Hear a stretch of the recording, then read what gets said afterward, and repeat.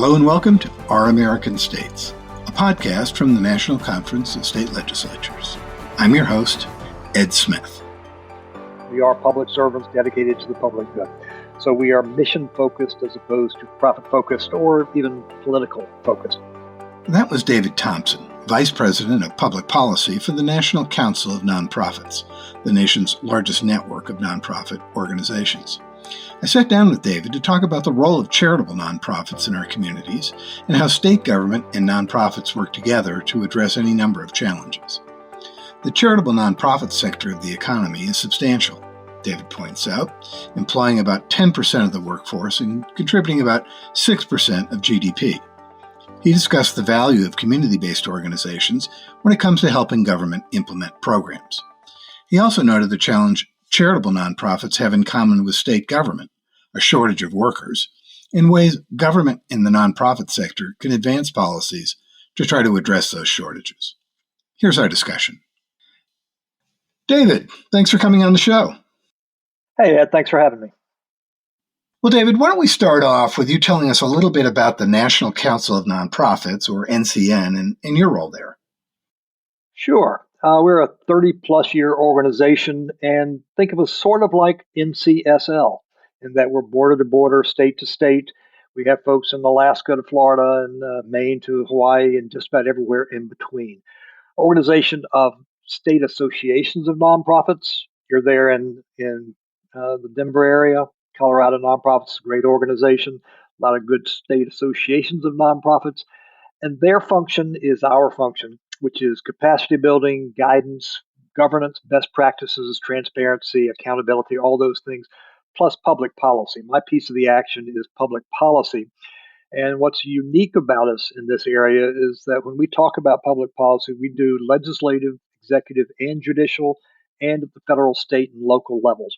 If you've ever heard the expression, the actions in the states, that's us, because we're based in Washington, D.C., but we recognize that people out in the real world are doing the real stuff, and we respect that. Well, there's plenty of action in the states, that's for sure. Now, let me ask you about this notion of nonprofits, because this is a big umbrella term. In fact, you and I both work with nonprofits, and people hear NGO or charity, but here we're talking very specifically about this area of charitable nonprofits. And can you define that for us and what makes those organizations distinct? Sure. Let me tell you what we're not talking about. NGOs, when someone uses the phrase NGO, non-governmental organization, they're international folks. You may hear the phrase not-for-profits. Either they're from New York, they're an accountant, or they're just misspeaking. Charitable nonprofits, we use the term charitable nonprofits because nonprofit, there are 28 different subsets of tax-exempt nonprofits under the federal Internal Revenue Code. Charitable nonprofits, those are the 501c3. Those are the local Salvation Army in your church and typically big eds and meds, higher education and hospitals, and your storefront children's dance studio or the group home for troubled youth or a wide variety. Most distinctive feature is we're tax exempt and we're dedicated to the community. Everyone listening is probably a public servant. We see ourselves as public servant as well. We share that in common, that we're dedicated to our communities and the public.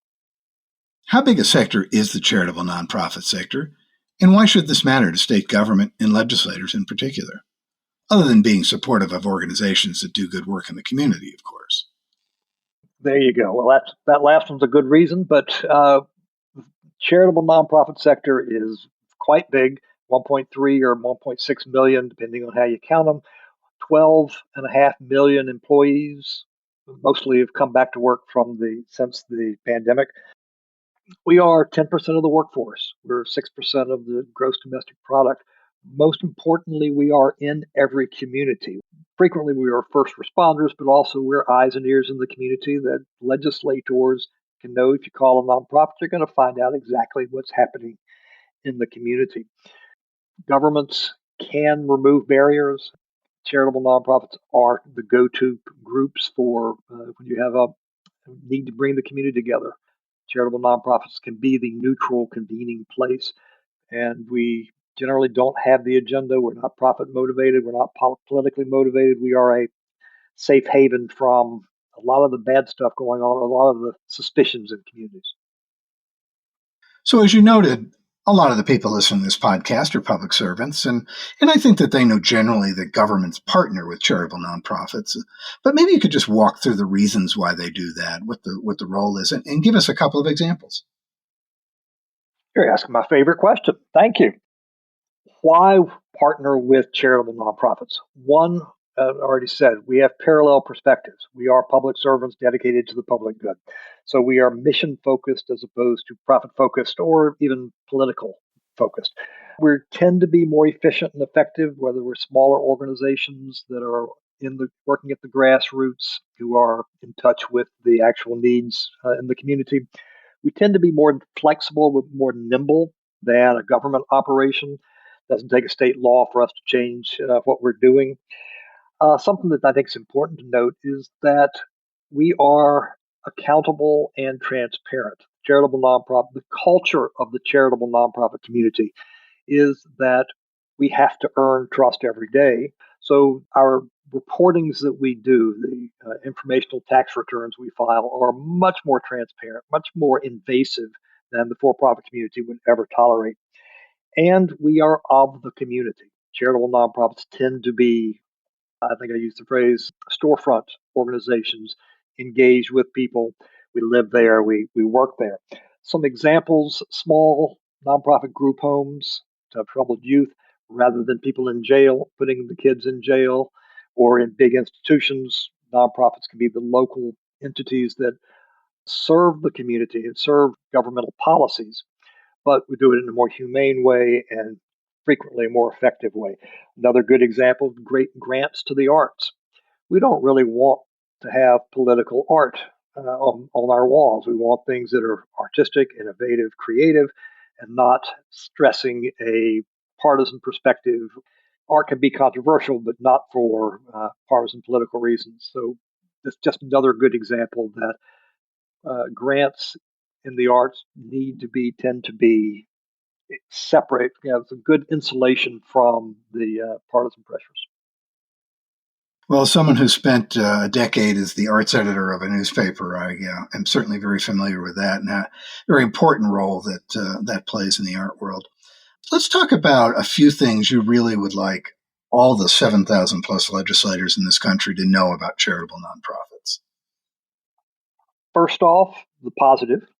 We are partners, common focus, common goals, partners in government. We have the same priorities. So we're both interested in the well-being of our communities, identifying problems, creating solutions.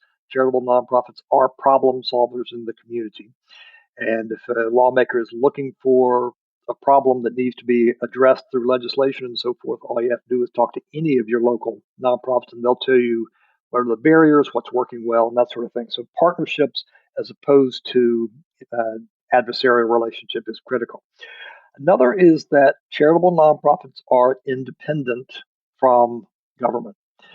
Like road builders, we provide services on behalf of governments, but we are not subsidiaries of government. We can be hired by government to provide services, but we remain independent. And that's on purpose. We need to be able to speak truth to power, and we need to be able to engage in our community without being seen as beholden to whoever's in charge right now. A third quick item I'll point out is that we have overhead. If we have a building, we literally have a roof on it, and administrative costs are regularly challenged, questioned. I'll use the road builder again. When you're hiring a road builder, you're usually not asking about their administrative costs and things like that. Charitable nonprofits, we get a lot of questions and pushback about overhead, whether it's called overhead or administrative costs or indirect costs. Those are things that are legitimate and real. We have to have accountants audit information for grants and things.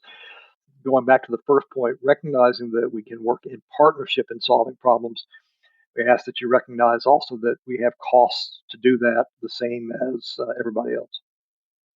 Yeah, excellent point.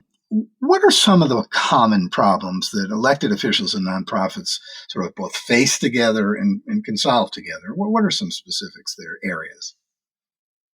Well, we're talking in 2023, so let me answer with two areas where we collectively are making some tremendous progress on common problems.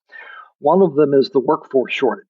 I read the 5 daily updates from NCSL, and workforce shortages at the government level are severe. Charitable nonprofits have the exact same challenge. And if you ask the executive director of a local nonprofit, what keeps you up at night? It's not having the staff, not being able to hire the staff. I'm going to say ours is a little worse than state government because y'all are hiring our people away. But we still have a shared problem. This year, we've seen some great progress in terms of helping build the pipeline for social workers, nurses, teachers, and child care workers. A large share, I'm not sure if it's 50% or more, a large share of the child care providers in this country, the organizations where you take your child to drop off before going to work, are run by charitable nonprofits. Several states, I know Utah was big in this, have enacted tax incentives to help promote people coming to work at daycare centers, and that's helping more people go to work. So those are some common challenges and some common solutions that are working. Another area is government grants and contracting reform. I'm going to share a word with you, Ed. Complexification. You remember in The Graduate, it was plastics. Now the word is complexification. We can design the perfect, simple grant-making process that works for everyone. And over time, it'll get worse. The standard contract for New York City reportedly has been built for 150 years. And a colleague once said, if you read through the standard contract, you will take a stroll through every mayoral scandal for the last 150 years, where they just add something on top of, to the point where the thing's internally inconsistent. But everyone just kind of nudges and winks and says, that's just the way it is. The pandemic demonstrated that the government grants and systems are not working well for governments or for nonprofits. And lots of activities in a lot of states have been devoted to this. Kentucky passed a grants streamlining process. The West Coast states are all engaged in some good stuff, as well as North Carolina. It's not make it simple, make it easy, open the doors for scandal. It's the opposite. It's let's identify the low-hanging fruit, the duplication, the multiple audits of the exact same thing, cut out duplication, reduce the unnecessary paperwork and things like that. And this is key in the era we're living in, how do we reduce barriers to access so that organizations that have never had the capacity to apply for a government grant, to perform a grant, or to report on it, can come up with the training, the ability to engage in their community with government grants. That's important because that can bring in philanthropy to help. That can bring in government funding to some extent to help, and also nonprofits' commitment to identifying the challenges in the grant system, removing them, but maintaining transparency and accountability. No one's saying let's just put the blinders on and hope for the best. It's let's identify the stupid together and get rid of it and put in smart. Thanks, David. We'll be right back after this short break.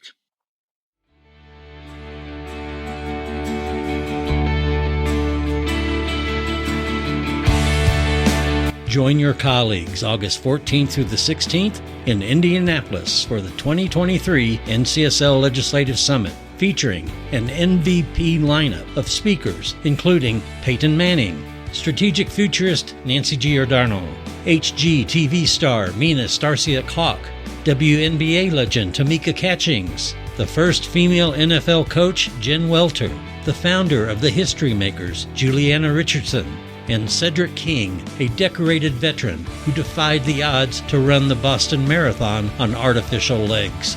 Don't miss out on this opportunity to hear from these and other policy experts. Save your seat today for this must-attend conference by registering at ncsl.org.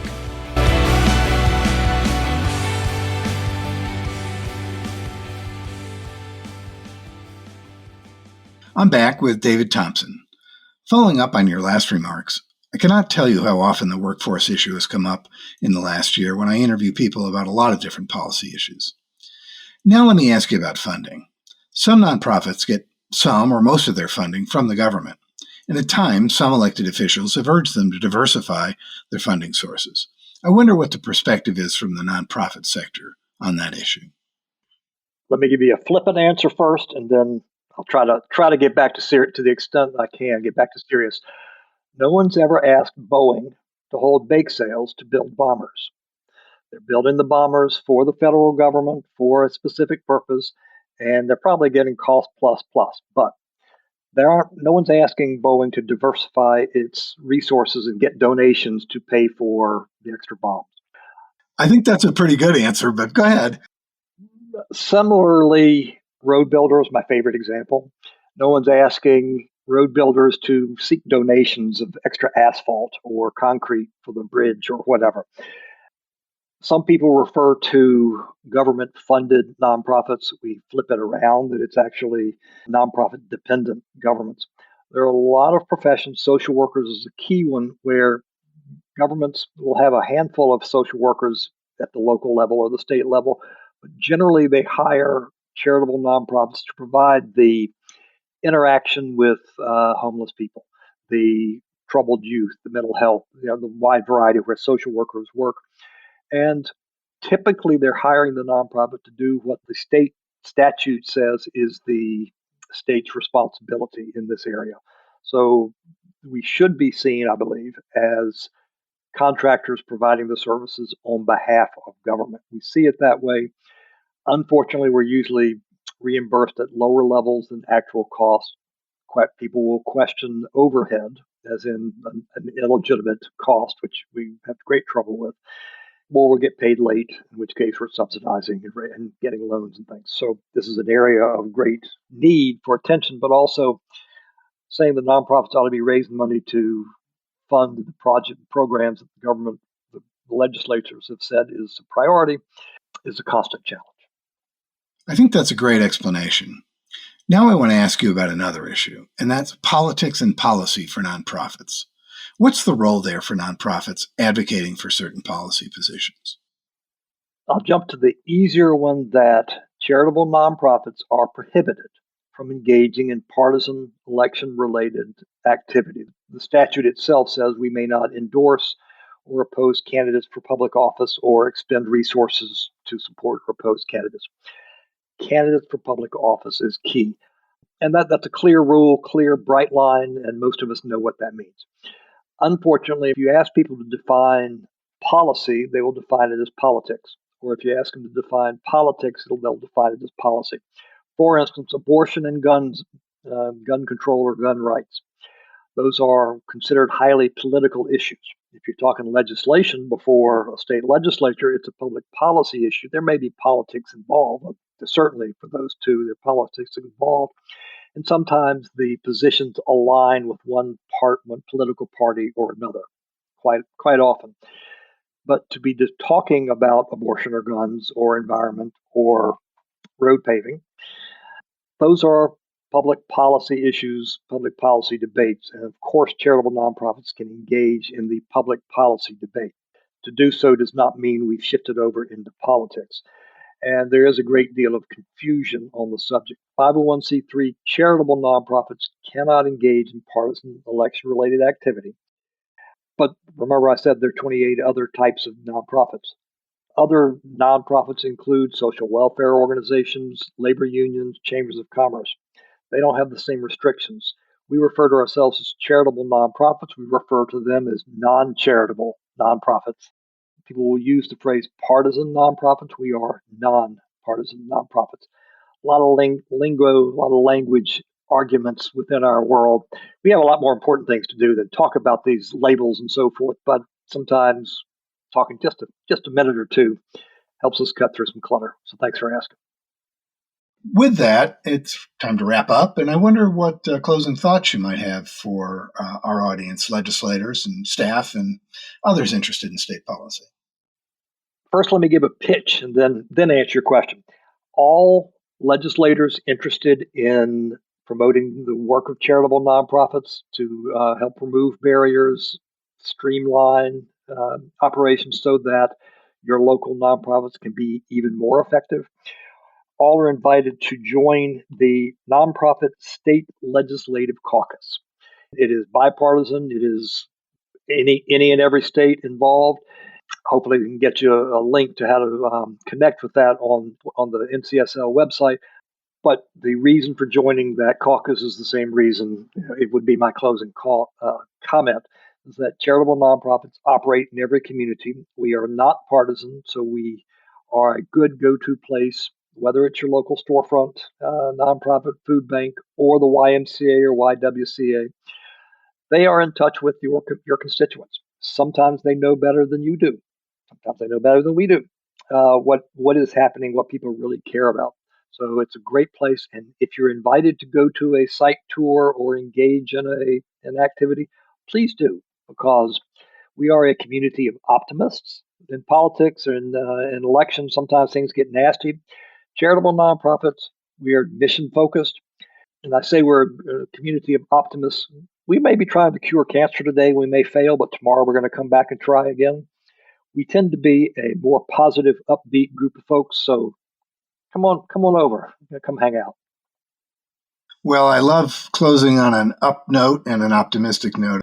David, thank you so much for walking us through this. I think this is some great information for our audience, and I'm sure they're going to appreciate it. Take care.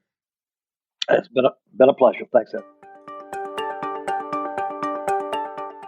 I've been speaking with David Thompson, Vice President of Public Policy for the National Council of Nonprofits, about the role of charitable nonprofits in our communities. Thanks for listening. You can check out all the podcasts from the National Conference of State Legislatures by searching for NCSL Podcasts wherever you get your podcasts. Tim Story, NCSL's CEO, hosts Legislatures, The Inside Story, where he focuses on leadership in legislatures. The Our American States podcast dives into some of the most challenging public policy issues facing legislators. On Across the Aisle, host Kelly Griffin tells stories of bipartisanship. Also, check out our special series, Building Democracy, on the history of legislatures.